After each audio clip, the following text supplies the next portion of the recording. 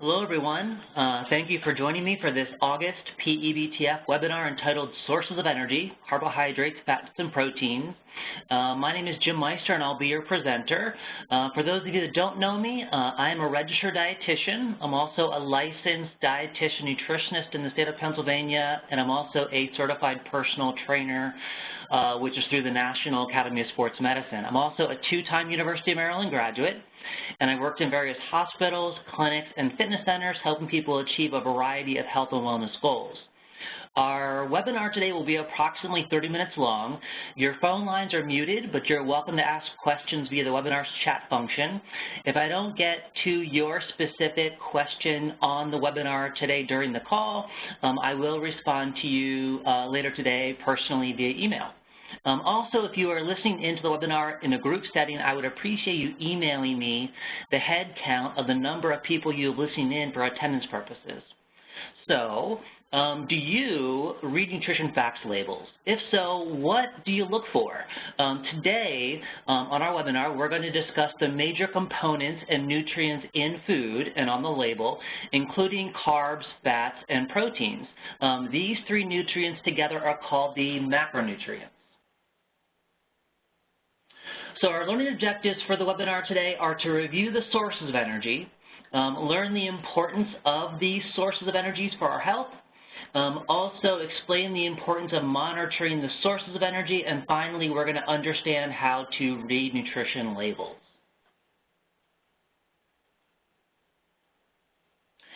So food provides us with the energy we need to live. Carbs, fats, protein are the three main nutrients in food, and these three nutrients are called the macronutrients because they're needed in large amounts. Macro equals large. They help us provide our bodies with energy or calories that we need for growth, metabolism, and other body functions. All food, or all nutrients, are not equal in calories. Fat, for example, has more than twice the calories, gram per gram, as equal amounts of carbohydrate and protein. So if you think about a gram of carbohydrate or a gram of protein, both of those, either of those, are going to contain 4 calories per gram, and then a gram of fat is going to contain 9 calories. So let's begin with carbohydrate. There is a lot of misinformation circulating right now about carbs due to the many low-carb plans that have become popular. So let's dig into the facts. First, what are carbohydrates and what is their importance in the body? Carbohydrates are the body's main energy source, and there are 2 main types of carbohydrates, simple and complex. Simple carbohydrates are found in things like fruits, vegetables, milk products, as well as sweeteners like honey, sugar, syrup, also foods like candy and soft drinks. And then there's complex carbohydrates. They're found in whole grain breads, whole grain cereals, whole grain pasta, whole grain rice, beans, peas, and also starchy vegetables like potatoes, green peas, and corn. Many carbohydrates provide or supply fiber.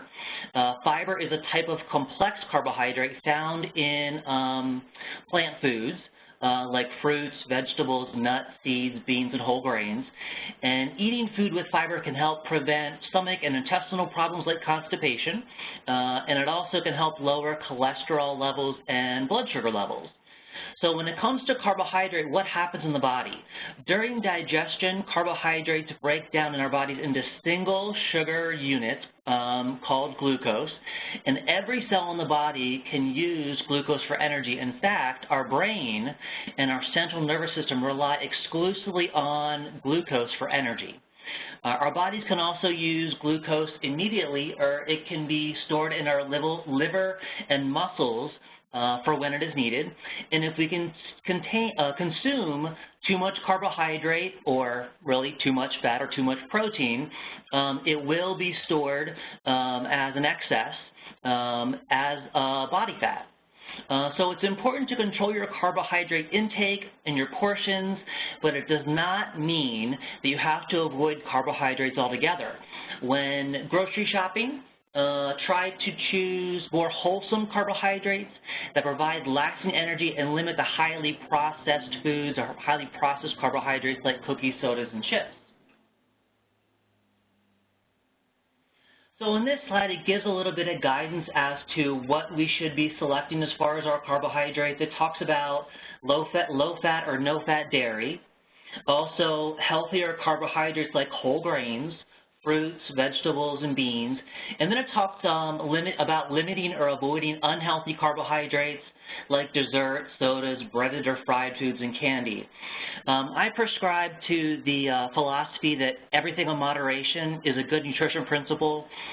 So avoiding these foods I don't think is necessary, limiting them, limiting their portion size, limiting their frequency, I think that's the way to go. I think that's a much more realistic strategy long term.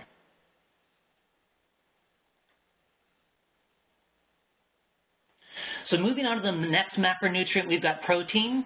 Protein has been all the rage the past few years, I suppose, as they have recommended that we decrease our carbohydrate intake. These fad diets have recommended that we increase our protein intake. So what are proteins and what is their importance in the body? Proteins are often called the body's building blocks. They are used to build and repair tissues, fight infection, and also extra protein can be used as energy. Sources of protein, like carbohydrates, there are two main sources or types of protein according to how many of the essential amino acids they provide. So to explain a little bit about the essential amino acids, you can think about amino acids being the building blocks of protein. And there are certain ones, there's 9 of them, that are called essential because it's essential that you get them from your diet because your body can't make them from other amino acids. The non-essential amino acids your body can make from other amino acids. So a complete protein, one of the 2 main types, a complete protein source is one that provides all 9 essential amino acids in the right amounts. These are essential because your body can't produce them on its own, and we need to get them from food, like I said.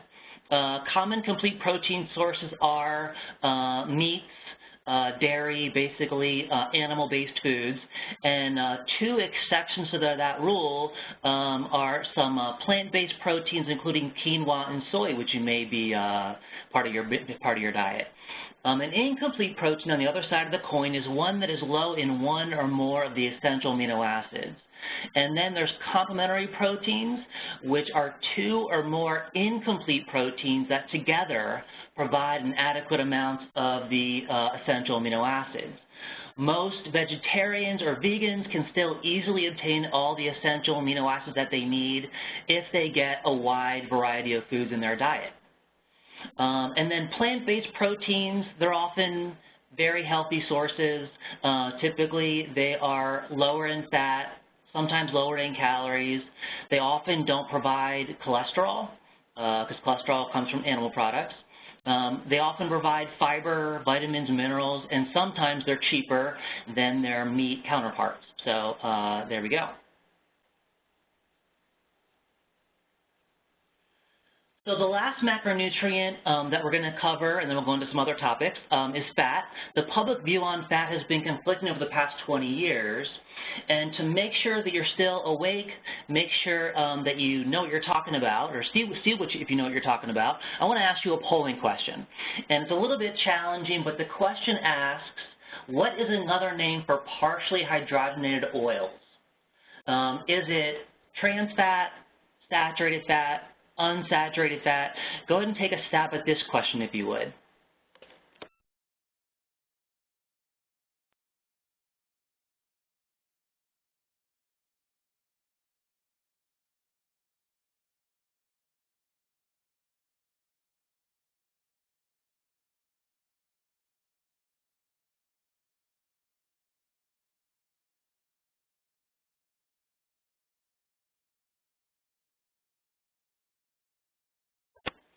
Looks like I stumped some of you guys. So the question was, what is another name for partially hydrogenated oils? The answer is trans fat. So a number of you got that right, a number of you got it wrong, but now you know.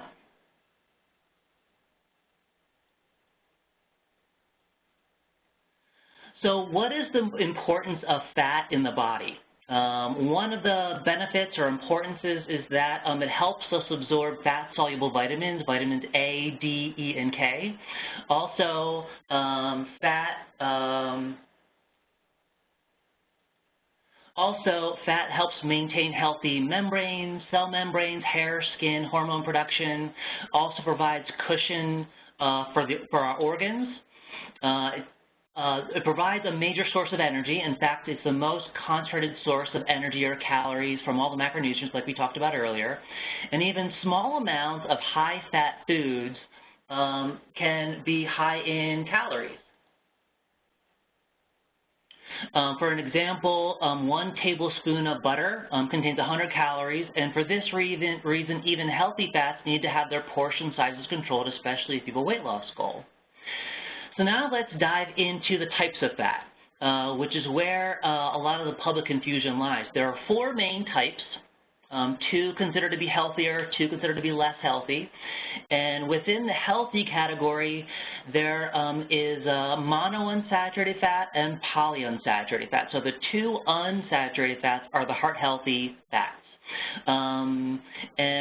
They can help improve cholesterol levels. So some sources, the typical sources of unsaturated fat are fish, nuts, and vegetable oils. Within the less healthy category, there are saturated fat, saturated fat and trans fat. Saturated fats may increase LDL, the bad cholesterol levels in our body, and increase our risk for heart disease. They're mainly found in foods that come from animal sources, so meat and dairy, but they can also be found in most fried foods and some prepackaged foods. Many saturated fats are solid at room temperature. They're solid fats, so you can see them around the edges of your pork and your pork chops and your steak at dinner. Other sources of saturated fat include other dairy products, other meats like high-fat cheeses, whole-fat milk, cream, butter. And then there's trans fat. Trans fat is simply liquid oils that have had some hydrogen gas pumped in them to make them into a little bit more solid version of themselves. This happens during food processing by the food manufacturer. And trans fat serves up a double whammy on your cholesterol. It can raise LDL, the bad cholesterol, and decrease the HDL, the healthy cholesterol. In order to avoid trans fat, look for trans fat on the label.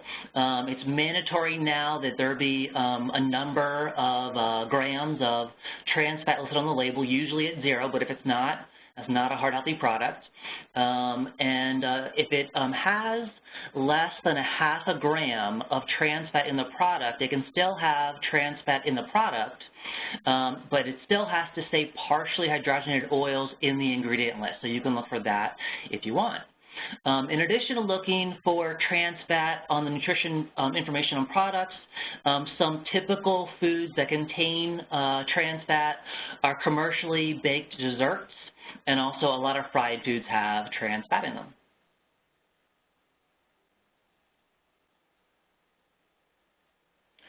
So switching from unhealthy to healthy eating is one of the most important steps you can take to improve your health. The amount of fat in food is not always obvious, so being able to identify types of foods that are high in fat is an important step for helping us reduce the amount of fat that we eat. When it comes to fat, because it is a condensed source of calories, if you have a weight loss goal, it's a good idea to watch your total fat intake. At the same time, for your heart health, you want to avoid trans fat, limit saturated fat, and make most of your fat sources unsaturated, including the fish, nuts, and vegetable oils.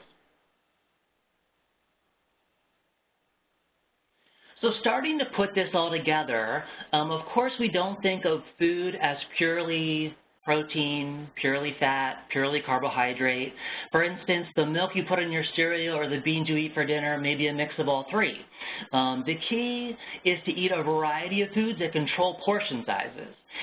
In addition to the number of calories per gram of fat, carbs, and protein, which you went over earlier, I think another really interesting set of numbers is that you may be wondering about is where your calories should ideally come from. So what percentage of your 100% of calories that you eat in a day should come from carbs, should come from fat, and should come from protein. So here's the answer. Out of all the 100 calories you eat in a day, roughly 45 to 65% of all your calories should come from carbohydrate. 10 to 35% should come from protein, and 20 to 35% should come from fat. So I think one of the key take-home points that you can take from those numbers is that the majority of our calories should come from carbohydrate. And this is counter to a lot of the fad diets that are out on the market right now. And I think when people eat the way the big health organizations, trusted health organizations recommend, and eat most of their calories from carbohydrates, I feel like typically they'll have more energy, they'll be able to think more clearly, and I think they're less irritable, which is good. So I've got another polling question for you. The second polling question asks, what should you always look for first on the food label? So is it calories, fat, sodium, or serving size? Go ahead and take a minute or two and try to answer that question for me.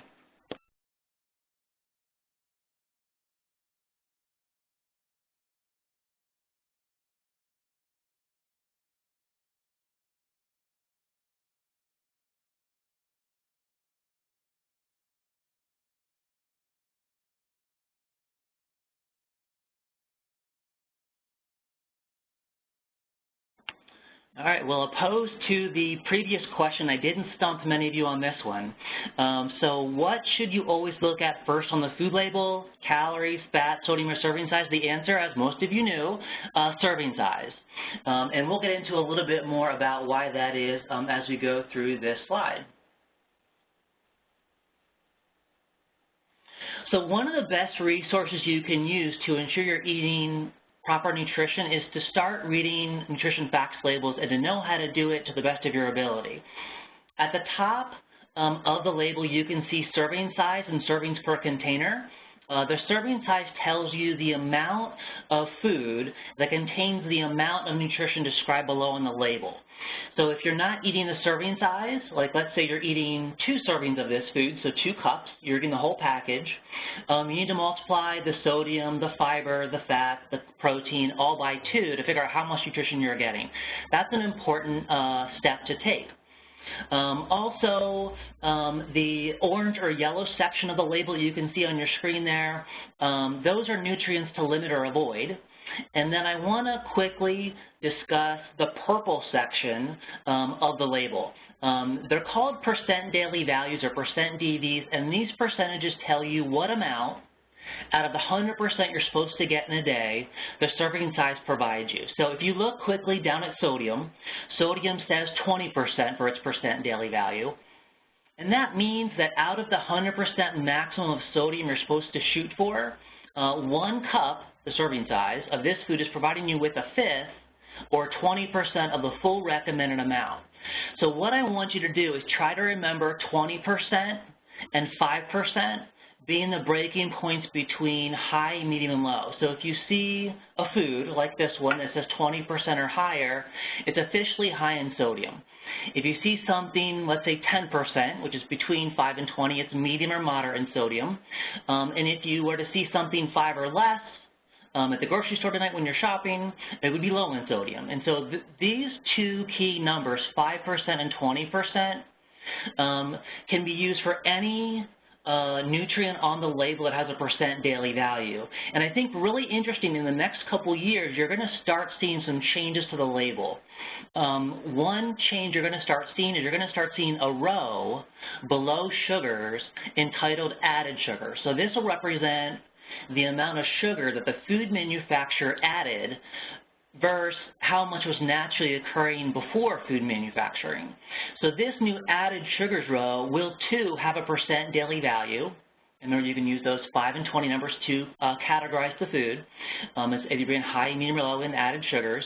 And I think this row will really help us limit our extra sugar intake, limit our calorie intake, and I think it'll help us with our weight management goals.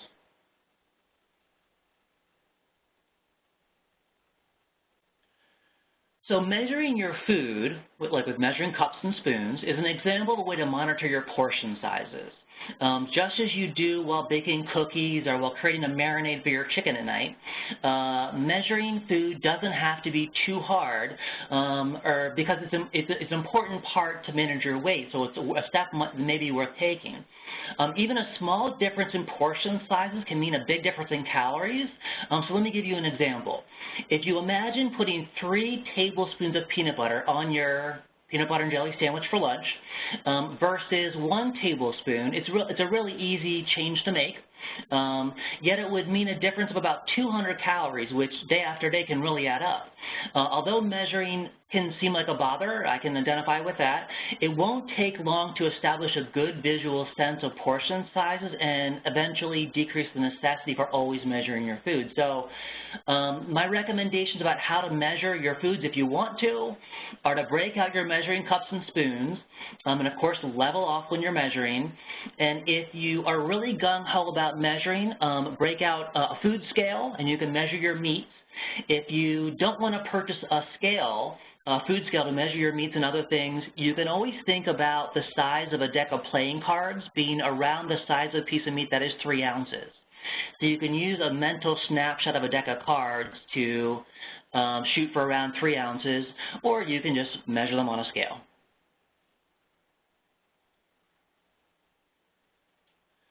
So I want to encourage you to make a plan that works for you. I don't want you to do a fad diet. I want you to be able to eat the same foods at dinner time that your family eats, and start by just trying to make healthier choices, and then you can progress to watching portion sizes or whatever you're ready to do.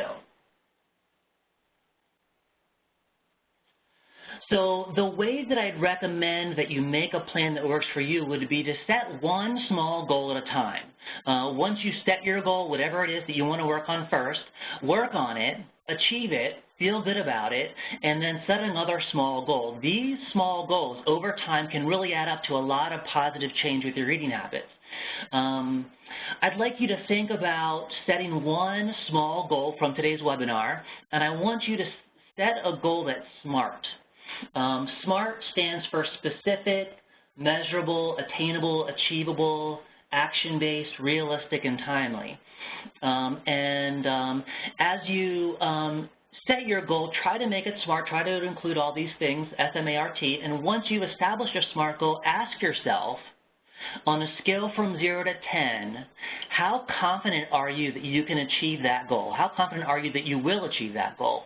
If you're not very confident, let's say you're at a 0, 1, or 2 on a scale from 0 to 10, you may want to make that goal initially a little bit easier, and then once you accomplish it, you can make it a little bit harder.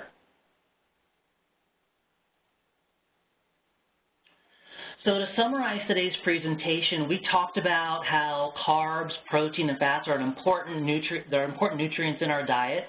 We talked about how it's important to watch your fat intake. You want to get the right amounts, not too much. And you also want to make sure you're getting the more heart-healthy fats and less of the LDL-raising, HDL-lowering fats.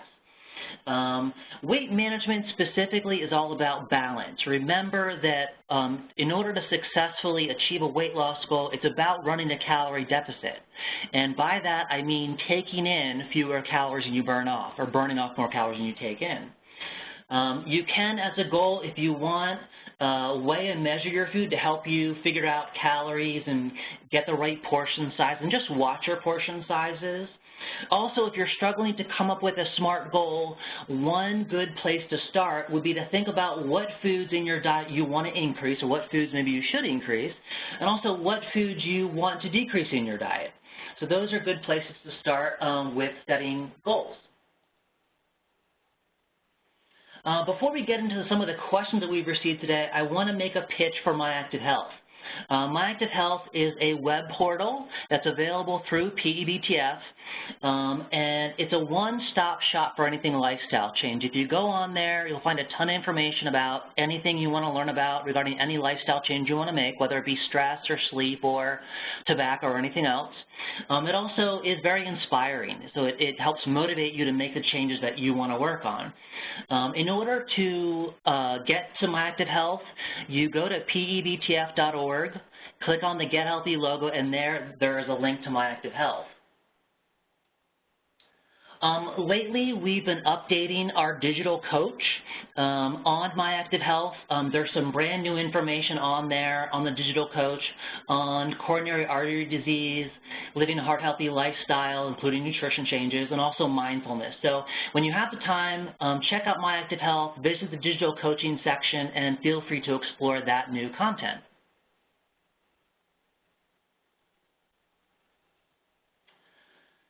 So our on-site Lunch and Learn for August, the topic is Hooray for Fruits and Vegetables, which I think will be a great topic. We're going to be at a couple different locations throughout the month of August. Just like today, the Lunch and Learns on-site are from 12 to 12:30, and you can register on the website on the screen that you see there. If you don't work at one of those locations, or if you're busy at those times, feel free to join us in September for that webinar. It's going to be on healthy eating, so kind of a continuation or jumping point from what we did today.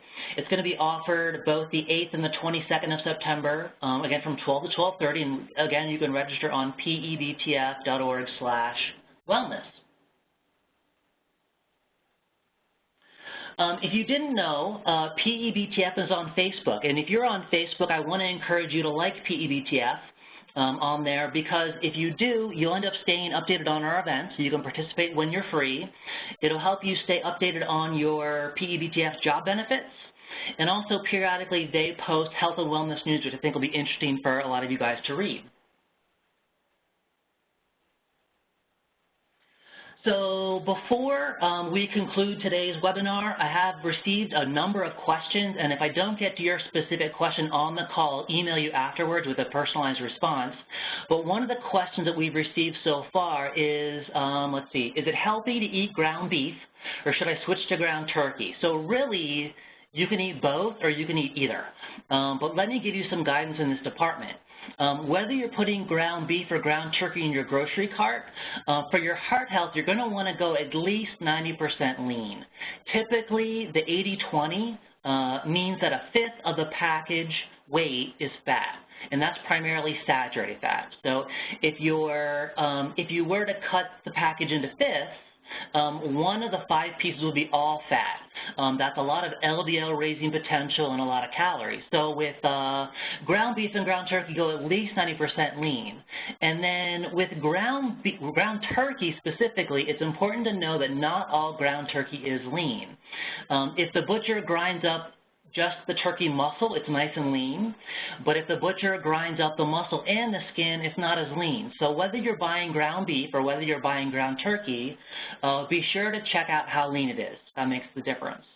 The next question, how can I go about increasing my fiber intake? So the first thing to do is to compare the fiber content of similar products using the Nutrition Facts panel. Looking at the food label, it's fairly simple to look at the grams with a % daily value on a few similar foods like cereals and switch to higher fiber options. In addition to comparing grams of fiber on food labels, another idea is to switch primarily to whole grains versus enriched grains. Whole grain cereal, whole grain rice, whole grain pasta, whole grain bread, whole grain crackers, etc. They're all going to provide you with a bit more fiber. Also, increasing your fruit and vegetable intake is a great idea to increase your fiber intake. Eating the skin on the fruit and vegetable, which is where a lot of the fiber is, when that's appropriate, not a banana, is a great idea. So one method for achieving this, increasing your fruit and vegetable intake, is to try to make more of your snacks, fruits, and vegetables instead of other foods. And finally, for this fiber topic or question, beans like garbanzo beans, black beans, kidney beans, they're really high in fiber, so if you can strive to incorporate them a couple times a week, I feel like that would be a good step in the right direction for you. We're almost out of time, so one last question. Because of the glycemic index, I'm wondering if all fruits and vegetables are healthy. So first, the glycemic index is a number from 0 to 100 that corresponds with how quickly 50 grams of carbohydrate of a food is digested and how much it impacts your blood sugar. So the glycemic index is not a great tool because it doesn't factor in two things. It doesn't factor in that a typical portion for you might not contain 50 grams of carbohydrate. Also, number two, it doesn't factor in that people usually eat their carbohydrate with other foods, like protein, like fat, like fiber, that slow the pace of digestion. So because of this, I wouldn't put too much emphasis on the glycemic index. Even if you have blood sugar concerns, I would put much more emphasis on controlling the number of grams of carbohydrate you consume in a meal or a snack, and much less emphasis on the glycemic index of a food. So it's about 12:30. We received a couple more questions. I'll get back to you guys via email for those of you that send in other questions. But at this time, I'd like to, again, thank you for participating in today's webinar. Because your feedback is really valuable to us, we want to make these sessions as great for you as possible. Please take a few moments to complete this survey at the end of the webinar. Have a great day.